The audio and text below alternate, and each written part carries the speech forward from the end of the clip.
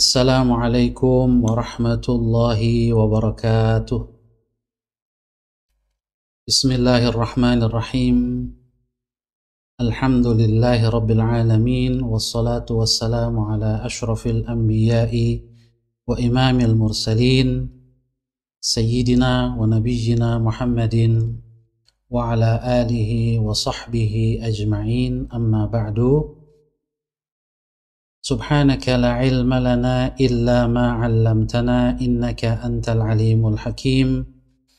Allahumma 'allimna ma yanfa'una wanfa'na bima 'allamtana wa zidna ilma wa fiqhan fid din ya rabbal alamin. Hadirin hadirat Bapak Ibu, saudara-saudari peserta ngaji online Kitab Riyadhus Shalihin karya Al-Imam An-Nawawi yang dirahmati Allah Subhanahu wa Ta'ala. Insya Allah pada malam hari ini kita akan melanjutkan kembali pengajian kita yang pada malam hari ini sudah sampai ke bab takwa. Al-Imam An-Nawawi menyebutkannya babun fit taqwa, satu bab di dalam hadis-hadis tentang ketakwaan. Seperti biasa, sebelum kita mulai pertemuan ini, mari kita awali dengan membaca Ummul Quran, Suratul Fatihah. Mudah-mudahan Allah Subhanahu wa Ta'ala memberkahi pengajian ini dan memberikan manfaat yang sebesar-besarnya bagi kita semua. Al-Hadhiniyah Al-Fatihah. A'udzu billahi minasyaitonir rajim. Bismillahirrahmanirrahim. Alhamdulillahi rabbil alamin. Arrahmanir rahim. Maliki yaumiddin. Iyyaka na'budu wa iyyaka nasta'in. Ihdinas siratal mustaqim. Siratal ladzina an'amta 'alaihim ghairil maghdubi 'alaihim waladdallin. Amin. Al-Imam An-Nawawi rahimahullahu ta'ala memulai setiap babnya dengan mengutip beberapa ayat Al-Quranul Karim. Begitu juga dengan babun fit taqwa ini, beliau mengutip beberapa ayat-ayat Al-Quranul Karim yang berkaitan dengan takwa. Qala al-Imam An-Nawawi rahimahullahu ta'ala wa nafa'ana bihi wa bi'ulumihi fid darain. Berkata Al-Imam An-Nawawi, Qala Allah Ta'ala, Allah Subhanahu wa Ta'ala telah berfirman, A'udzu billahi minasyaitonir rajim, Ya ayyuhalladzina amanu taqullaha haqqa tuqatih. Surah Ali Imran ayat 102. Wahai orang-orang yang beriman, bertakwalah kalian kepada Allah dengan sebenar-benarnya takwa kepadanya. Wa qala ta'ala, dan juga Allah Subhanahu wa ta'ala berfirman, fattaqullaha mastata'tum. At-Taghabun ayat 16. Maka bertakwalah kalian kepada Allah mastata'tum, semampu kalian atau dengan mengerahkan segenap kemampuan kalian. Al-Imam An-Nawawi mengatakan, wa hadhil ayatu mubayyinatun lil muradi minal ula. Ayat ini yaitu At-Taghabun ayat 16, fattaqullaha mastata'tum, merupakan mubayyinah, penjelas, lil muradi minal ula, apa yang dimaksud dengan ayat pertama. Jadi yang dimaksud dengan haqqa tuqatih, sebenar-benar takwa adalah mastata'tum, dengan mengerahkan segala kemampuan kita. Wa qala ta'ala, dan Allah Subhanahu wa ta'ala berfirman, Ya ayyuhalladzina amanu taqullaha wa qulu qawlan sadida. Al-Ahzab ayat 70.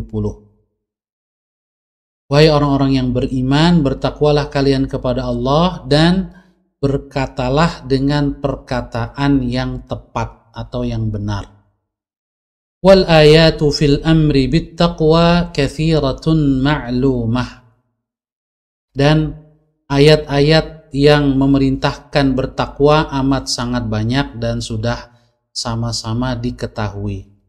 Jadi yang beliau cuplik ayat-ayat tentang perintah bertakwa ini semuanya dengan fi'il amr ya. Ittaqullah, bertakwalah kepada Allah. Ini cukup banyak di dalam Al-Quran dan banyak yang sudah mengetahuinya. Lalu beliau melanjutkan lagi masih tentang ayat-ayat takwa, tetapi yang tidak langsung berbentuk perintah ya, atau fi'il amr. Wa qala ta'ala, dan Allah berfirman, wa man yattaqillaha yaj'al lahu makhraja wa yarzuqhu min haitsu la yahtasib. Surat At-Talaq ayat 2 dan 3. Dan barang siapa yang bertakwa kepada Allah, niscaya dia akan menjadikan untuknya jalan keluar. Wa yarzuqhu min haitsu la yahtasib. Dan niscaya Allah akan memberikan rizki kepadanya dari arah yang tidak dia sangka. Wa qala ta'ala, dan Allah subhanahu wa ta'ala juga berfirman di surat Al-Anfal ayat 29, in tattaqullaha yaj'al lakum furqana wa yukaffir ankum sayyi'atikum wa yaghfir lakum wallahu dzul fadlil azim. Jika kalian bertakwa kepada Allah, niscaya Dia akan menjadikan untuk kalian furqan, pembeda antara yang hak dengan yang batil. Hati kalian mampu membedakan antara yang hak dengan yang batil, antara yang halal dengan yang haram, bahkan yang syubhat. Wa yukaffir ankum sayyi'atikum, dan niscaya Dia akan menutupi kesalahan-kesalahan kalian. Wa yaghfir lakum, dan mengampuni dosa-dosa kalian. Wallahu dzul fadlil azim, dan Allah ialah pemilik karunia yang sangat besar. Kemudian Al-Imam An-Nawawi menutup ayat-ayat ini dengan ungkapannya wal ayatu fil babi katsiratun ma'lumah, dan ayat-ayat tentang takwa ini juga sangat banyak dan sudah banyak diketahui. Bapak Ibu saudara-saudari yang dimuliakan Allah Subhanahu wa taala, sebelum kita masuk ke hadis-hadisnya satu persatu, kita lihat dulu beberapa penjelasan tentang takwa. Ini saya kutip dari kitab Syarah Riyadhus Shalihin, yaitu kitab Nuzhatul Muttaqin. Dan kalau kita lihat kitab Nuzhatul Muttaqin ini banyak sekali isinya yang mengambil dari kitab lain, yaitu Dalilul Falihin li Turuq Riyadhus Shalihin, yang ditulis oleh salah seorang ulama, Ibnu Allan rahimahullahu ta'ala. Kita lihat pengertian takwa. At-taqwa ma'khudhun minal wiqayah, fahiya ittikhadhu wiqayatin taqika mimma takhafuhu wa tahdharuhu.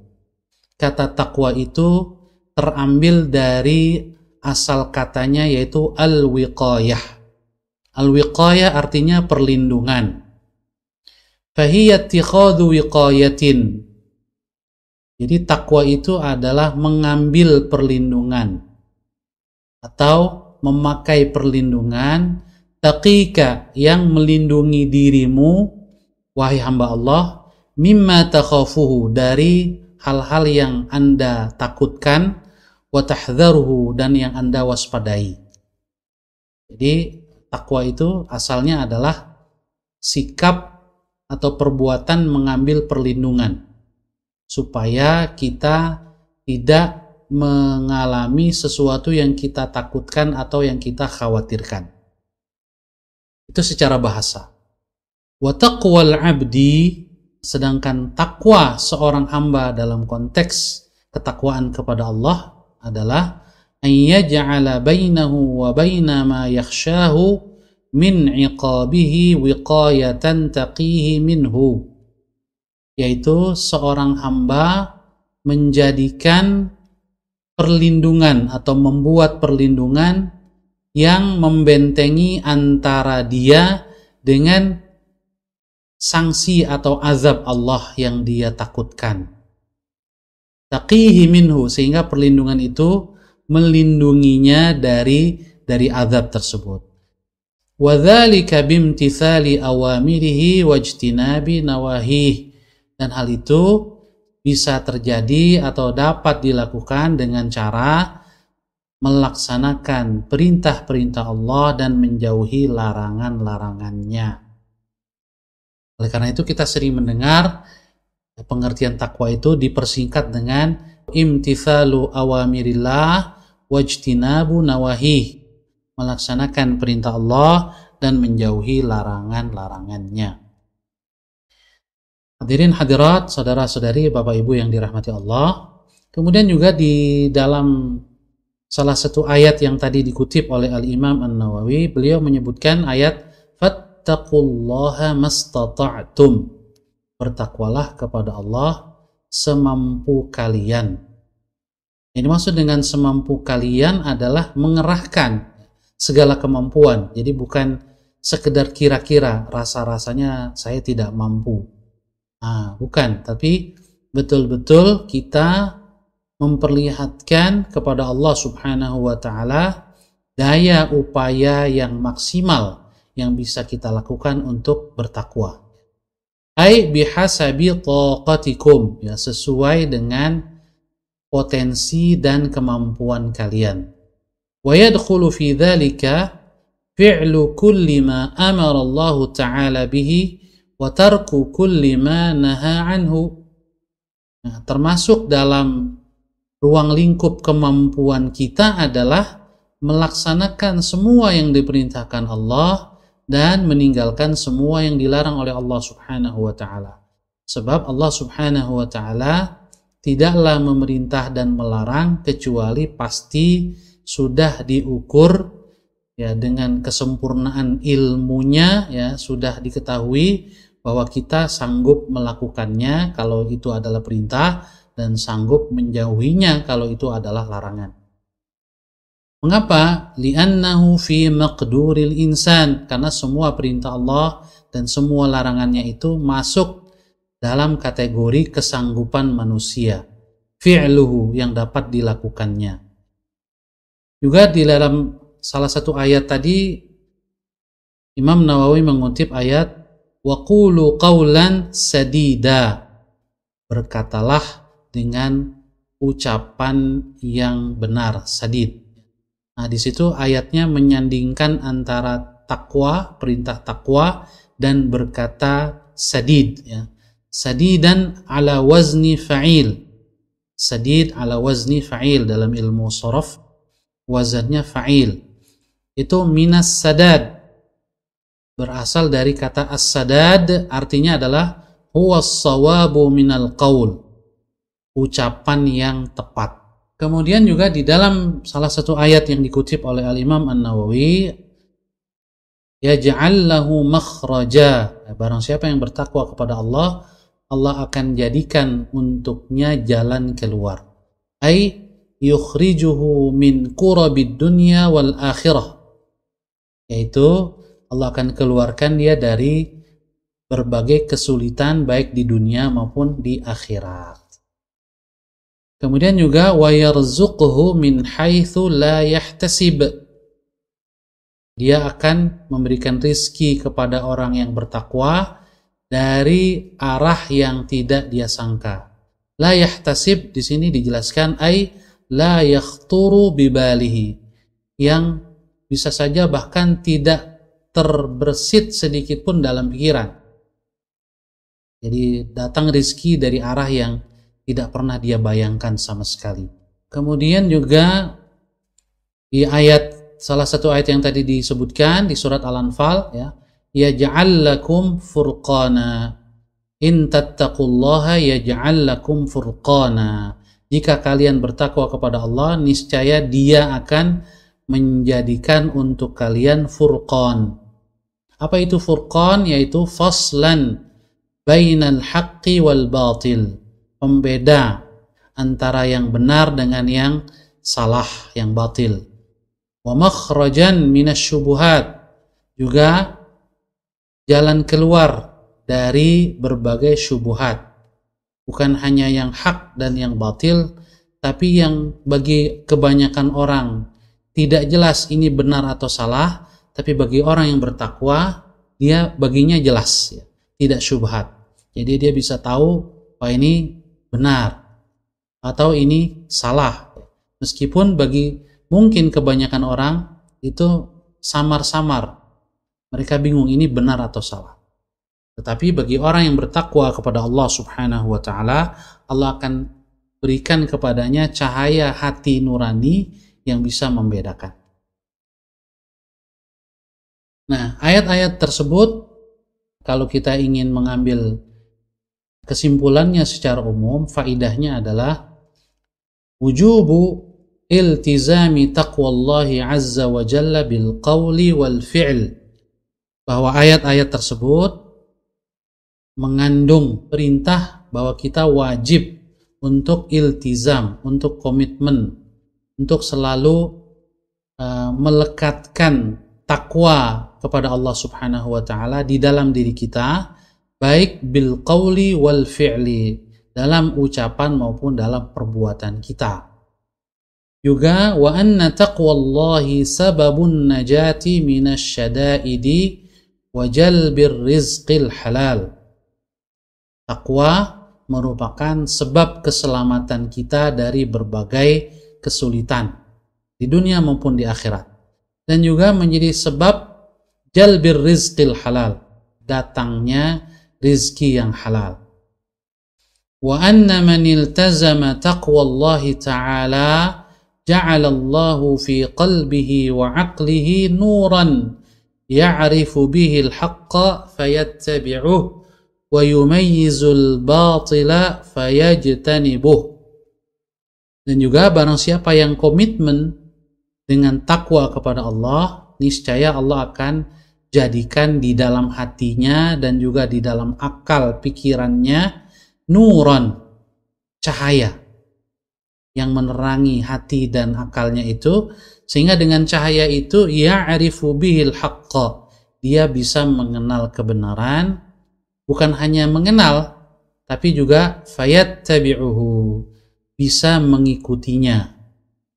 Dan sebaliknya wa yumayyizul batil, dia juga bisa membedakan mana yang batil. Bukan saja membedakan, tapi juga fayajtanibuhu, dan bisa menjauhinya. Nah, mengikuti kebenaran dan menjauhi kebatilan ini merupakan rizki.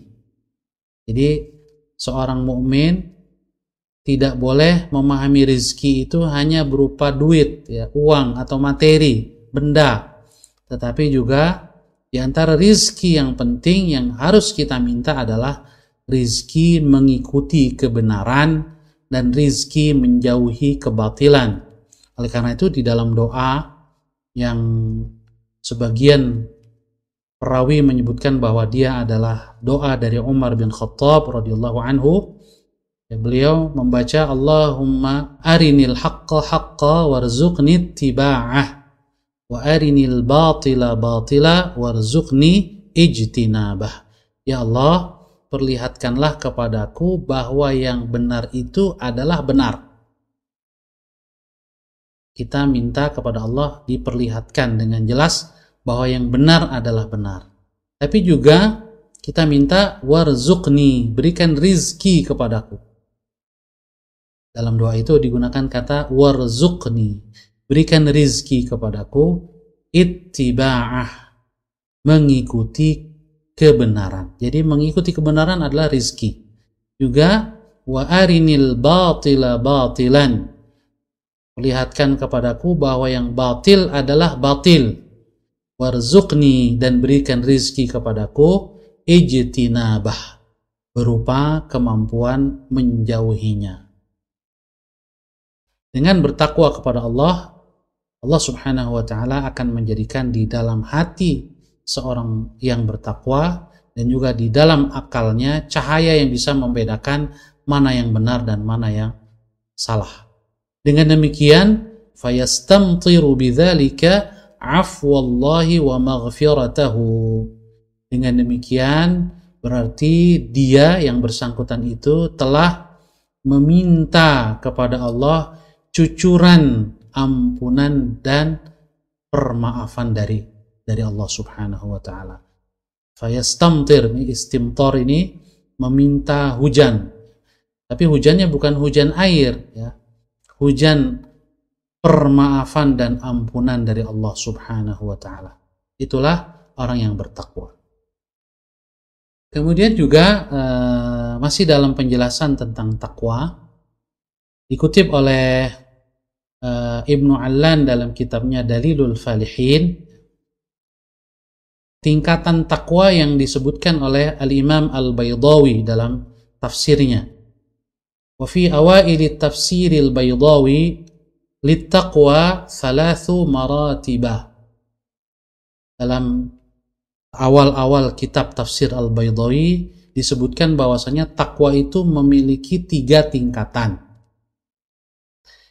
Al-ula, yang pertama, at-tawaqqi 'anil 'adzabil mukhalladi bit-tabarri 'anil syirki. Wa 'alaihi qauluhu ta'ala wa alzamahum kalimatat taqwa. Yang pertama, tingkatan yang pertama adalah at-tawaqqi, menghindarkan diri kita atau melindungi diri kita dari azab yang kekal. Nauzubillah min dzalik, di akhirat, ya. Yaitu azab yang diperuntukkan kepada orang-orang kafir dan orang-orang musyrik. Dengan cara apa kita menghindar dari azab yang kekal ini? Bit-tabarri 'anil syirki, dengan membebaskan diri kita, melepaskan diri kita dari berbagai kemusyrikan, kesyirikan, dari perbuatan syirik. Ya, sebab syirik itu menyebabkan pelakunya, syirik besar, ya, menyebabkan pelakunya kekal di dalam neraka. Na'udzubillah min dzalik. Inilah yang dimaksud dengan takwa dalam firman Allah surat Al-Fatih ayat 26. Wa alzamahum kalimatat taqwa. Dan Allah mewajibkan orang-orang yang beriman kalimat takwa, yaitu kalimat tauhid, ya. Kalimat yang membebaskan seorang dari azab yang kekal. Jadi ini takwa tingkatan pertama, yaitu dengan masuk Islam, dengan meninggalkan kekafiran dan kemusyrikan, hanya mengesahkan, hanya bertauhid. Ini kalau dilakukan, ya, maka dijamin orang tersebut tidak akan kekal di dalam neraka. Sekalipun mungkin dia punya kekurangan yang mengharuskan dia masuk neraka terlebih dahulu, na'udzubillah min dzalik, dia pasti akan keluar dari neraka. Nah, tingkat takwa yang kedua adalah yang lebih tinggi. Watsaniyatu at-tajannubu an kulli ma yu'thimu min fi'lin aw tarkin hatta as-saghairi 'inda qaumin. Yaitu menjauhkan diri kita dari segala dosa, yaitu dengan melaksanakan kewajiban maupun meninggalkan yang haram. Jadi melaksanakan kewajiban dan meninggalkan yang haram. Hatta as-saghair, termasuk yang kecil-kecil, kewajiban yang kecil, sekecil apapun kita laksanakan. Sebagaimana dosa sekecil apapun kita tinggalkan. Inilah yang al-muta'araf bismi taqwa fi syar'i, yang lebih dikenal dengan takwa dalam pembahasan-pembahasan ilmu syariat, ya. Takwa dalam pengertian melaksanakan perintah Allah dan menjauhi larangannya. Nah, kemudian disempurnakan dengan melaksanakan yang sunnah dan juga menjauhi yang makruh. Bahkan juga meninggalkan sebagian yang mubah kalau sudah berlebihan, yang menyebabkan seseorang bisa terjerumus kepada yang haram atau melalaikan yang wajib. Dan inilah makna dari firman Allah Subhanahu wa taala di dalam surat Al-A'raf ayat 96. Walau anna ahlal qura amanu wattaqau, ya. lafatahna 'alaihim barakatin, dan seterusnya. Dan andai penduduk satu negeri beriman dan bertakwa, pastilah akan kami bukakan untuk mereka pintu-pintu atau keberkahan-keberkahan, baik dari langit maupun dari bumi. Dan yang ketiga, yang terakhir, ini tingkatan yang ketiga yang paling tinggi, ayyatanazzaha amma yashghalu sirrahu 'anil haqqi wa yatabattalu ilaihi bisarairih. Tingkatan takwa yang ketiga menurut Al-Imam Al-Baydawi dalam tafsirnya adalah membersihkan diri dari segala yang menyibukkan batin kita dari Allah. Jadi segala yang bisa membuat kita lalai dari mengingat Allah, ini kita bersihkan. Yang membuat batin, ya, rahasia hati kita, ya, tidak fokus kepada Allah, ini dibersihkan. Wa yatabattalu ilaihi bisarairih, dan betul-betul fokus kepada Allah seluruh unsur-unsur batinnya, hati dan pikirannya. Nah, ini tingkatan takwa yang paling tinggi. Jadi tidak hanya fisiknya, ucapannya, juga perbuatannya yang taat kepada Allah, tapi juga batinnya, hatinya fokus kepada Allah.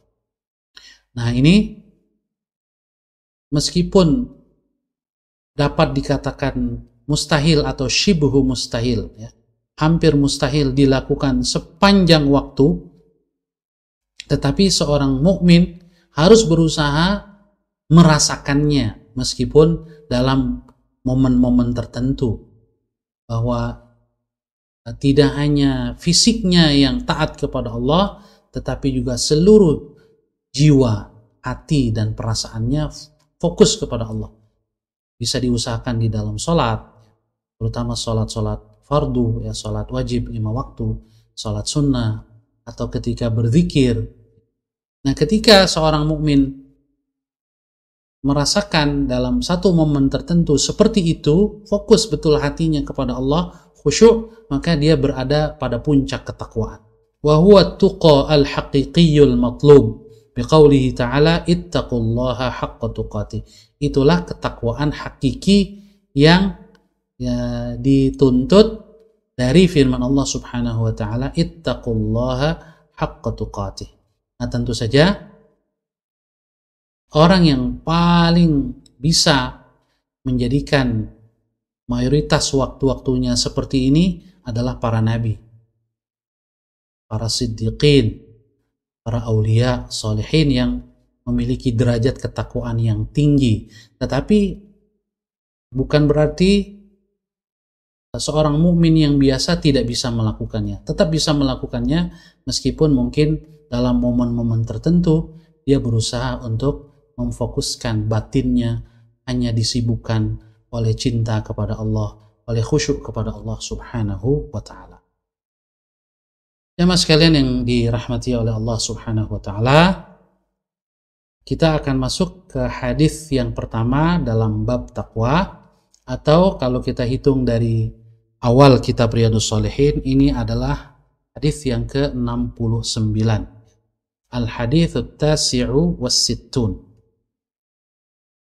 Imam An-Nawawi berkata, wa ammal ahadithu, adapun tentang hadis-hadis takwa, fal awwalu, maka hadis yang pertama adalah an Abi Hurairah radhiyallahu anhu qala, qila ya Rasulullah man akramun nas, qala atqahum. Dari Abu Hurairah radhiyallahu anhu, semoga Allah meridhai beliau, dia berkata, qila, telah dikatakan kepada Rasulullah SAW, atau Rasul SAW telah ditanya, ya Rasulullah, wahai Rasulullah, man akramun nas, siapakah orang yang paling mulia? Qal, Rasul bersabda menjawab, atqahum, yang paling mulia adalah yang paling bertakwa di antara mereka. Ini juga sejalan dengan ayat Al-Quran di surat Al-Hujurat ayat 13 kalau saya tidak salah, inna akramakum indallahi attaqum. Sesungguhnya yang paling mulia di sisi Allah di antara kalian adalah yang paling bertakwa. Setelah Rasul menjawab, manusia yang paling mulia adalah yang paling bertakwa, para sahabat yang bertanya mengatakan, faqalu laisa an hadza nas'aluk. Ya Rasulullah, bukan tentang ini kami bertanya kepadamu. Qal, Rasul menjawab, fayusufu nabiyullahi ibni nabiyillahi ibni nabiyillahi ibni khalilillah. Kalau begitu mungkin maksud kalian adalah person ya, yang paling mulia, yang paling istimewa ya, keturunannya dia sendiri istimewa dan keturunannya istimewa. Maka kalau yang seperti itu adalah Nabiullah Yusuf alaihissalam. Kenapa? Karena beliau adalah Nabiullah ya, seorang nabi, ibni nabiyillah, putra seorang nabi, yaitu Ishak, Yakub ya, ayahnya adalah Yakub alaihissalam. Yakub sendiri adalah ibni nabiyillah, putra seorang nabi juga, yaitu Ishak. Dan Nabi Ishak adalah ibni khalilillah, putra dari Nabi Ibrahim Khalilullah, kekasih Allah subhanahu wa ta'ala, sebagaimana firmannya di dalam Al-Quran, wattakhadallahu Ibrahima khalila, dan Allah telah menjadikan atau mengambil Nabi Ibrahim sebagai khalil, kekasihnya. Jadi dari sisi nasab, keturunan, ini Nabi Yusuf paling mulia. Karena dia nabi, putra seorang nabi, dan juga putra seorang khalil. Yusuf bin Yaqub bin Ishaq bin Ibrahim alaihimussalatu wassalam. Kemudian para sahabat mengatakan lagi, qalu laisa an hadza nas'aluk. Bukan itu yang kami tanyakan. Qal, maka Rasul kemudian bersabda lagi, fa'an ma'adinil arabi tas'aluni. Apakah tentang ma'adinil arab tas'aluni, sumber-sumber talenta kabilah Arab yang kalian tanyakan? Orang-orang yang terpilih, yang terbaik ya, kabilah-kabilah di antara kabilah-kabilah Arab, kalian bertanya tentang hal itu kepadaku. Dan para sahabat memang bertanya tentang itu. Maka Rasul menjawab, khiyaruhum fil jahiliyati khiyaruhum fil islami idza faquhu. Yang terbaik dari mereka di masa jahiliyah adalah yang terbaik di antara mereka di masa Islam. Idza faquhu, jika mereka faqih, jika mereka faham tentang agama, tentang syariat Allah subhanahu wa ta'ala. Hadis ini muttafaqun alaih, diriwayatkan oleh Al-Imam Al-Bukhari dan Al-Imam Muslim. Kemudian Al-Imam An-Nawawi menambahkan penjelasan, wa faquhu bidhammil qaf 'alal masyhur. Jadi yang masyhur dan yang lebih sering ya diungkapkan adalah faquhu, ya qafnya itu dhammah, faquhu. Wa hukiya kasruha, tapi juga diriwayatkan, cuma ini lebih lemah, itu faqihu, qafnya kasrah, faqihu. Tapi yang lebih masyhur adalah faquhu. Ai maknanya adalah alimu ahkam asy-syar'i, yaitu mereka yang berilmu, yang sampai pada derajat yakin tentang hukum-hukum syariat. Hadirin hadirat yang dirahmati oleh Allah subhanahu wa ta'ala, kita lihat beberapa ungkapan di dalam hadis tadi. Ada kata akram, ya, di mana Rasul mengatakan, para sahabat bertanya, man akramun nas. Akram ini dalam bahasa Arab, dalam ilmu nahu disebut ismu tafdil, isim yang menunjukkan tafdil, ada komparatif, perbandingan, mulia, lebih mulia, dan paling mulia. Kalau bahasa Inggris mungkin ada good, better than, dan best ya. Nah, akram ini bestnya ya. Itu dari minal karam ya, dari kata al-karam. Al-karam itu wa asluhu kathratul khair. Ya, asalnya dia adalah maknanya adalah kathratul khair, banyak kebaikan. Wa huwa diddul lu'um. Nah, lebih sering kita terjemahkan dengan mulia, karena memang dia adalah lawan dari lu'mi. Al-lu'mu itu adalah hina. Di akramun nas adalah orang yang paling mulia. Nah, ma'adin, ini kata ma'adin ini jam'u ma'din. Bentuk jamak dari singularnya adalah ma'din. Mufradnya ma'din. Ma'din apa artinya? Maudhi'u istikhrajil jauhari min zahabin wa nahwihi. Yaitu tempat penambangan logam mulia atau benda-benda mulia. Misalnya emas dan lain-lain, disebut ma'din. Jadi ma'adinul Arab artinya adalah sumber-sumber talenta bangsa Arab. Orang-orang terbaik dari bangsa Arab itu dari mana saja, dari kabilah mana saja, itu yang ditanyakan oleh para sahabat. Maka Rasul menjawab bahwa yang terbaik ya di masa jahiliyah akan menjadi terbaik kalau dia masuk Islam, kalau dia faqih, ya, paham dengan agama.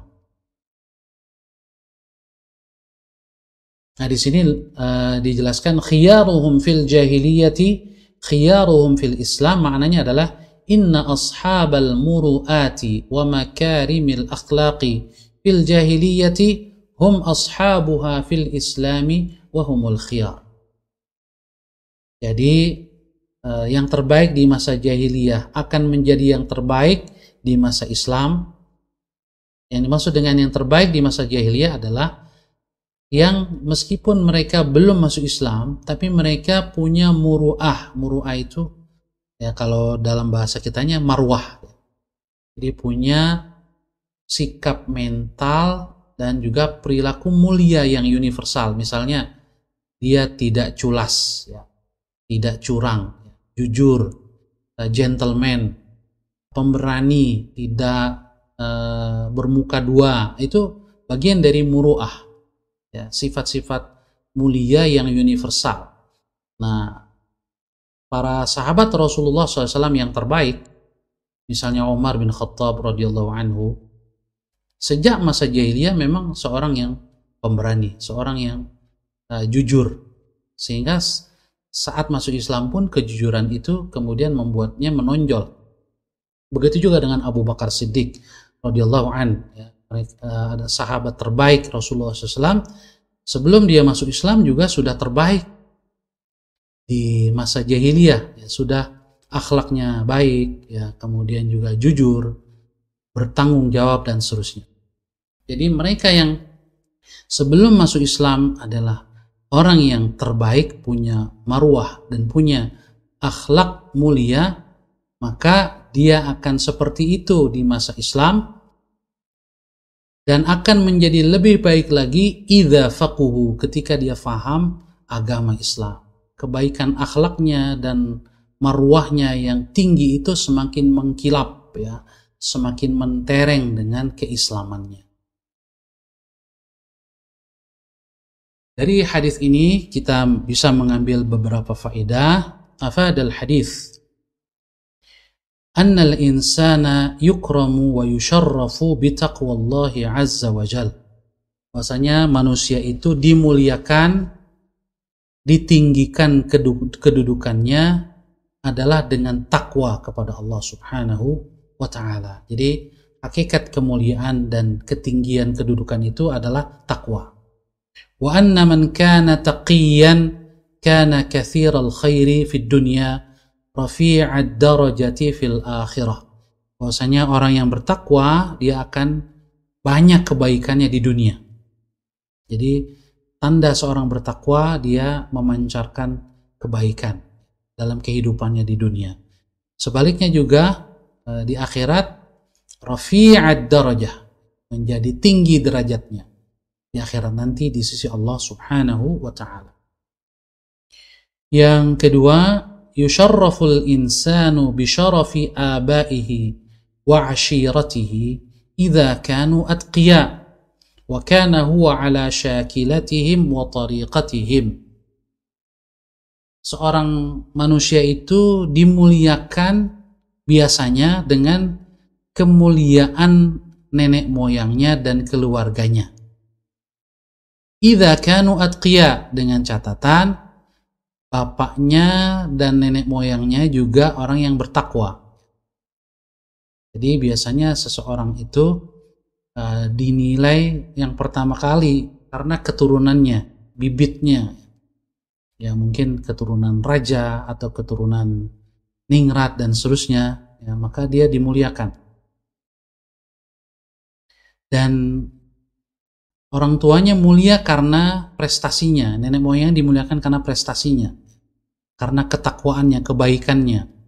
Nah, tetapi hakikat kemuliaan orang ini yang nenek moyangnya mulia itu baru sah ya kalau juga dia sendiri wa kana huwa ala syakilatihim wa tariqatihim, juga adalah orang yang berkepribadian mulia sama seperti orang tuanya dan juga menempuh perilaku yang sama dengan kemuliaan orang tuanya ya. Justru kalau sebaliknya dia berperilaku dan berakhlak hina, justru dia itu bisa mencoreng kemuliaan orang tua dan nenek moyangnya. Jadi hakikat kemuliaan seseorang itu sebetulnya pada dia sendiri. Adapun kemuliaan orang tua atau suku ya, atau nenek moyang itu hanya pelengkap saja. Pelengkap saja. Oleh karena itu para nabi, karena dia adalah orang yang paling mulia, maka Allah pilih dari keluarga yang mulia juga, dari keluarga yang mulia. Bahkan dia menjadi orang yang paling hebat kemuliaannya di antara seluruh keluarganya. Alaihimussalatu wassalam. Selanjutnya kita masuk ke hadis yang ke-70. Al-haditsus sab'un, atau hadis kedua pada bab taqwa ini.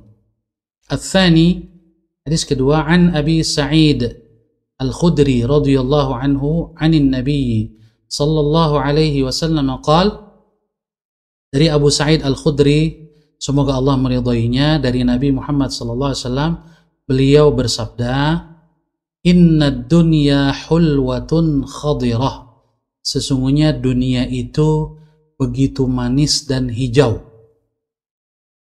Wa inna Allaha mustakhlifukum fiha fayanzuru kaifa ta'malun, dan sesungguhnya Allah subhanahu wa ta'ala menjadikan kalian khalifah di dalamnya, di dunia ini. Fayanzur, maka Allah akan melihat kaifa ta'malun, bagaimana kalian berbuat, berperilaku ketika dijadikan khalifah, penguasa dunia ini yang Allah tugaskan untuk memakmurkan bumi. Allah akan melihat. Fattaqud dunya, maka kata Rasul, takutlah kalian, waspadalah kalian terhadap dunia. Wattaqun nisa, dan waspadalah terhadap perempuan, lawan jenis kalian. Fa inna awwala fitnati bani Israil kanat fin nisa, karena sesungguhnya fitnah atau ujian pertama yang membuat atau mengakibatkan kegoncangan Bani Israel itu adalah ujian tentang wanita, tentang perempuan. Rawahu Muslim. Hadis ini diriwayatkan oleh Al-Imam Muslim. Ad-dunya hulwatun khadirah. Dunia itu hulwah, manis. Khadirah, hijau, terhampar. Tushbihu fil maili ilaiha al-fakihata. Jadi dunia ini dalam konteks kita cenderung kepadanya, dunia ini menarik diri kita. Di dalam hadis ini digambarkan seperti buah-buahan. Buah-buahan yang menjadi hobi kita atau yang kita sukai. Dan setiap orang biasanya punya buah favorit. Yang pertama biasanya buah favorit yang kita sukai itu rasanya manis, al-hulwah. Makanya di sini dunia digambarkan manis ya. Fi madzaqiha, ya terasa manis, nikmat, untuk menggambarkan kenikmatan rasa. Juga dari sisi enak dilihat pandangan itu digambarkan dengan khadirah, warnanya hijau, fi launiha. Jadi membuat mata kita enak melihatnya. Nah, ini untuk menggambarkan bahwa memang dunia ini menggoda, ya, menarik. Tetapi kita punya kampung halaman di akhirat, di mana Allah Subhanahu wa taala menjadikan kehidupan dunia ini sebagai ujian. Dan Allah Subhanahu wa taala menjadikan manusia ini sebagai khalifah, yang Allah berikan wewenang untuk mengurus dunia ini dengan sebaik-baiknya. Oleh karena itu dikatakan wa innallaha mustakhlifukum fiha. Sesungguhnya Allah Subhanahu wa taala menjadikan kalian sebagai khalifah. Ai ja'alakum khalfan fid dunya fa antum bimanzilatil wukala'i fiha. Jadi sebagai khalifah. Jadi seperti wakil yang diberikan wewenang untuk mengurus dunia ini, memakmurkan bumi. Oleh karena itu, supaya kita tidak lalai dengan tugas sebagai khalifah, sementara tempat kita bertugas itu menggiurkan, membuat kita ini bisa lalai dari tugas, ya, menikmati dunia sehingga tugas berbuat baik dan memakmurkan bumi ini justru jadi lalai. Supaya tidak terjadi, maka kata Rasul, ittaqud dunya, waspadalah terhadap dunia. Hai ihdzarul ightirara biha, jangan sampai kamu tertipu atau terpedaya dengan dunia ini. Kemudian wattaqun nisa, waspada pula terhadap lawan jenis, terhadap perempuan, yaitu ihdzarul iftitana bihinna, jangan sampai kamu kena fitnah perempuan. Fitnah di sini, jamaah sekalian yang dirahmati Allah, di dalam bahasa Arab, yaitu di dalam Al-Quran maupun hadis, ini beda dengan fitnah di dalam bahasa Indonesia. Nah, kesalahan yang sering terjadi adalah menerjemahkan fitnah di dalam ayat Al-Quran dengan fitnah di dalam bahasa Indonesia. Misalnya sering kita mendengar, wal fitnatu asyaddu minal qatl. Fitnah itu lebih kejam dari pembunuhan, ya, dalam ayat. Maka fitnah diterjemahkan dengan fitnah bahasa Indonesia, yaitu menuduh tanpa bukti. Ini tafsir yang keliru, ya, terjemah yang keliru.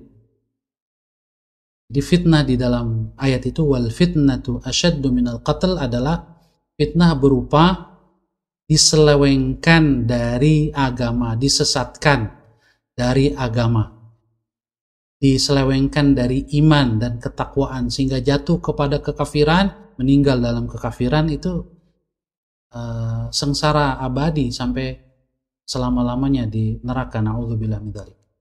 Jadi wal fitnatu asyaddu minal qatl maknanya bukan fitnah dalam bahasa Indonesia.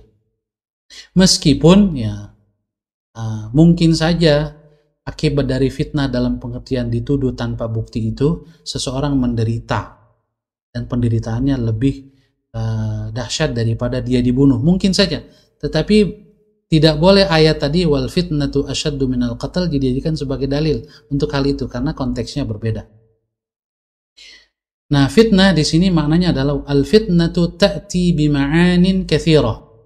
Fitnah itu di dalam Al-Qur'an dan juga di dalam hadis maksudnya itu beragam, tergantung konteks kalimatnya. Jadi tidak satu arti. Minha, karena fitnah itu bisa berarti ad-dhalal, tersesat. Bisa juga bermakna mihna, ujian. Bisa juga bermakna al-i'jabu bisyai', kagum atau terpesona dengan sesuatu. Itu fitnah. Nah, misalnya fitnah dalam pengertian ujian adalah innama amwalukum wa auladukum fitnah. Semuanya hartamu dan anak-anakmu adalah ujian. Jadi fitnah di situ adalah ujian. Atau fattanatun lin-nadhirin, misalnya. Al-hadiqatu fitnatun lin-nadhirin. Misalnya ada ungkapan bahasa Arab begitu.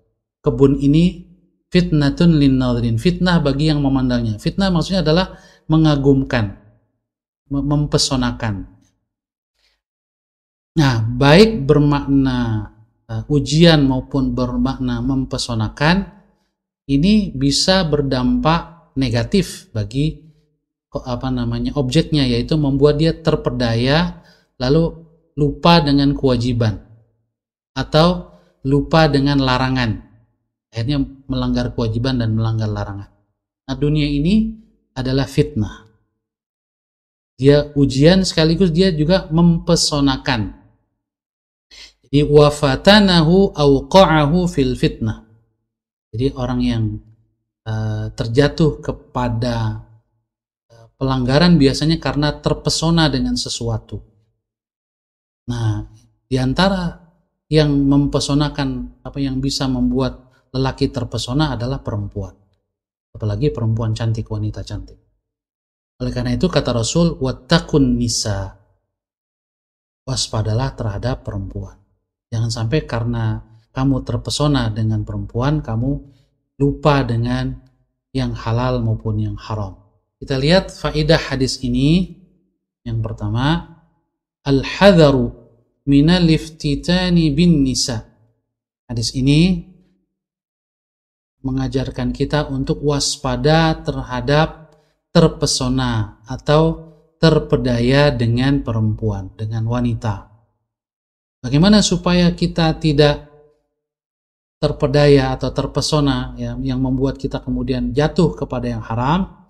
Wadzalika bitarki mubasyaratil asbab, dengan cara meninggalkan perbuatan yang secara langsung menyebabkan kita terusik syahwat terhadap perempuan, terhadap lawan jenis. Allati tuthiru kaminas syahwati. Ya, syahwat yang tadinya anteng-anteng saja, tetapi karena kita sengaja melakukan sesuatu yang bisa menimbulkan gejolak syahwat, akhirnya jadi terjatuh kepada dosa. Nah, apa saja yang bisa membuat kita menjadi terperosok kepada fitnah perempuan?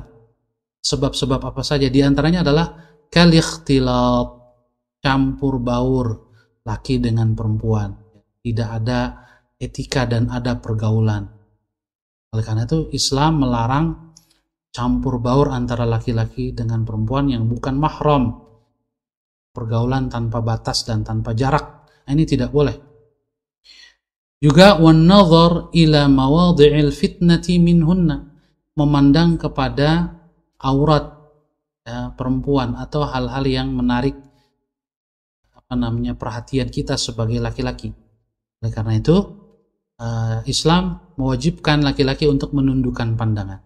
Qul lil mu'minina yaghuddu min absarihim wa yahfadhu furujahum. Katakan wahai Rasul kepada orang-orang yang beriman, dalam mereka menundukkan pandangannya dan memelihara kemaluannya. Jadi untuk perempuan-perempuan atau wanita-wanita yang bukan mahram, ajnabiyat, maka dilarang kita ikhtilat dengan mereka dan juga memandang kecantikan mereka. Wa alla yashghal at-tamattu'u bihinna 'anil wajibat idza kunna halail. Begitu juga dengan perempuan yang sudah halal, istri-istri, istri halal, tetapi jangan sampai menikmati hubungan yang halal dengan istri membuat kita sibuk dari kewajiban atau melalaikan kita dari kewajiban. Nggak boleh juga. Jadi berlebihan dalam menikmati yang halal, baik itu hubungan dengan istri atau makanan, mengkonsumsi makanan yang halal atau menikmati produk yang halal, kalau sudah menyebabkan kita lupa dengan kewajiban, ini sudah berlebihan. Ini juga harus diwaspadai. Kemudian yang kedua, manfaat hadis ini, al-itti'adhu wal-i'tibaru minal umamis sabiqah, mengambil mau'izah dan pelajaran dari umat terdahulu. Di dalam hadis ini Rasul menyebutkan tentang Bani Israel, bahwa fitnah pertama yang menggoncang Bani Israel itu adalah fitnah perempuan. fa innama hasala li bani Israila yahsulu li ghairihim. Apa yang terjadi pada Bani Israel bisa terjadi pada yang lain juga, termasuk kita. Idza ta'atau asbabahu, jika kita yang mendekati faktor penyebabnya. Kita tidak menghindari faktor penyebab kegoncangan Bani Israel tentang masalah fitnah perempuan ini, malah kita mendekat dan melakukan hal yang sama, ya kita bisa mengalami hal yang sama. Na'udzubillah min dzalik. Al-hadithul wahid was sab'un, hadis yang ke-71 atau hadis ketiga dalam bab takwa ini. An Ibnu Mas'ud radhiyallahu anhu anna an-nabiy sallallahu alaihi wasallam kana yaqul Allahumma inni as'aluka al-huda wat-tuqa wal-'afafa wal-ghina. Rawahu Muslim. Dari Abdullah bin Mas'ud, semoga Allah meridhai beliau, bahwasanya Nabi Muhammad sallallahu alaihi wasallam telah bersabda, Allahumma inni as'alukal huda. Ya Allah, aku memohon kepadamu petunjuk. Wattuqa, dan ketakwaan. Wal afaf, sifat iffah atau afaf. Wal ghina, dan kecukupan. Hadis ini diriwayatkan oleh Imam Muslim. Yang dimaksud dengan huda, ya, petunjuk, ini sudah jelas, yaitu ad-dalalatu war-rasyad, hal yang lurus atau sesuatu yang lurus, ya. At-tuqa, ini ketakwaan, sudah dijelaskan tadi. Nah, apa itu al-afaf? Afaf adalah at-tanazzuh amma la yahillu wal kaffu anhu, ya, membersihkan diri dari hal-hal yang tidak halal dan menahan diri kita jangan sampai terjatuh kepada yang tidak halal. Sebagian ulama ada yang menambahkan wa amma la yajmul, dan juga menghindarkan diri dari hal-hal yang tidak pantas atau tidak elok. Jadi kalau tidak halal itu terkait dengan hukum syariat, la yajmul, yang tidak elok itu terkait dengan urf, ya, pandangan positif masyarakat yang tidak bertentangan dengan syariat Islam. Itu juga kalau dianggap tidak elok atau tidak pantas oleh masyarakat, maka juga perlu untuk kita menghindarkan diri darinya. Itu juga bagian dari sikap iffah atau al-afaf. Kemudian wal ghina, kecukupan. Yang dimaksud dengan kecukupan adalah ghinan nafsi, kekayaan jiwa atau kecukupan hati. Wal igtina'u 'anil nas wa amma fi aidihim, sehingga kita tidak menjadi beban orang banyak, menjadi beban masyarakat. Kita tidak tertarik atau tidak rakus, ya, tidak ambisi terhadap apa yang dimiliki oleh orang lain berupa materi. Itu namanya ghina. Nah, faedah hadis ini, al-khudu'u ila Allah Ta'ala wal luju' ilaihi fi jami'il ahwal. Hadis ini berupa doa dari Rasulullah SAW yang diajarkan oleh beliau kepada kita, yang menunjukkan bahwasanya dalam meraih kebaikan, salah satu cara yang harus kita tempuh adalah berdoa.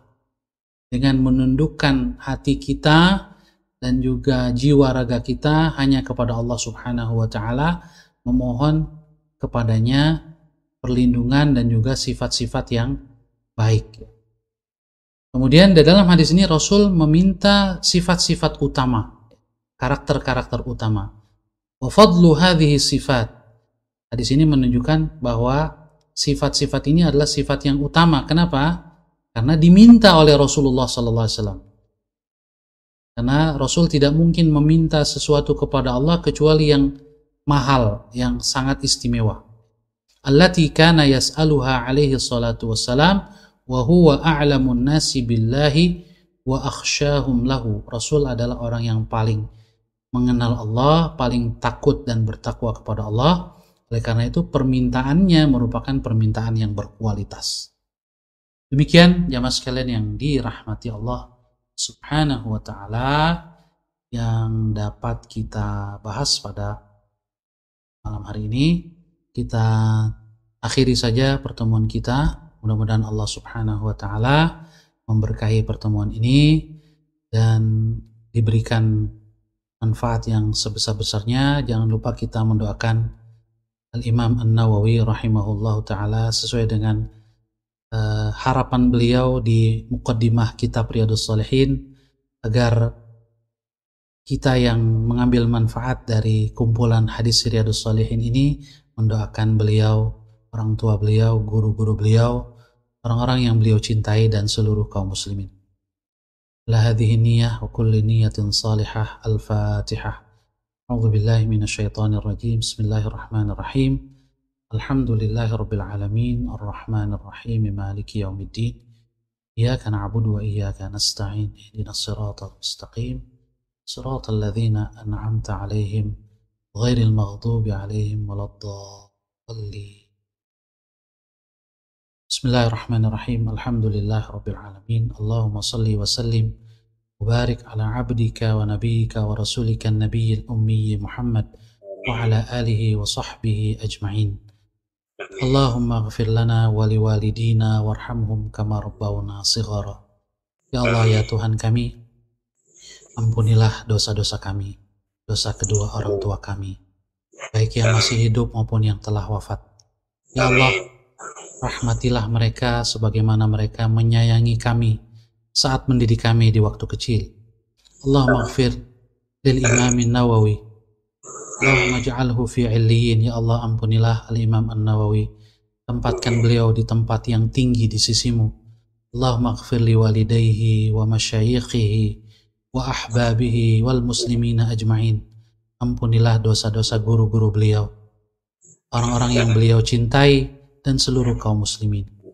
Allahumma adfa'anna al-bala wal waba wal fahsya wal riba wal zina wal zalazila wa su'al fitan ma zahara minha wa ma batan wa an biladina Indonesia hadhihi khassah wa an buldanil muslimina 'ammah innaka ala kulli syai'in qadir. Allahumma shfi mardana wa mardal muslimin. Ya Allah, sembuhkanlah saudara-saudara kami, karib kerabat kami yang sedang sakit, terutama yang sedang mengalami wabah corona. Ya Allah, ringankan penderitaan mereka, segera berikan mereka kesembuhan. Ya Allah, berikan kesabaran kepada mereka dan keluarga mereka. Ya Allah, wafatkan orang-orang yang wafat di antara kami dalam husnul khatimah. Amin ya rabbal alamin. Rabbana atina fid dunya hasanah wa fil akhirati hasanah wa qina adzaban nar.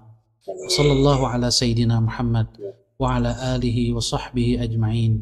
Subhana rabbika rabbil izzati amma yasifun. Salamun alal mursalin. Walhamdulillahi rabbil alamin. Subhanakallahumma wa bihamdika asyhadu an la ilaha illa anta astaghfiruka wa atubu ilaik. Saya Ahmad Sahal Hasan.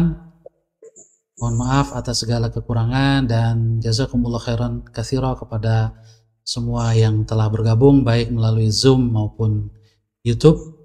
Mudah-mudahan kita bisa bertemu kembali pada Sabtu malam Ahad yang akan datang. Billahi taufiq wal hidayah.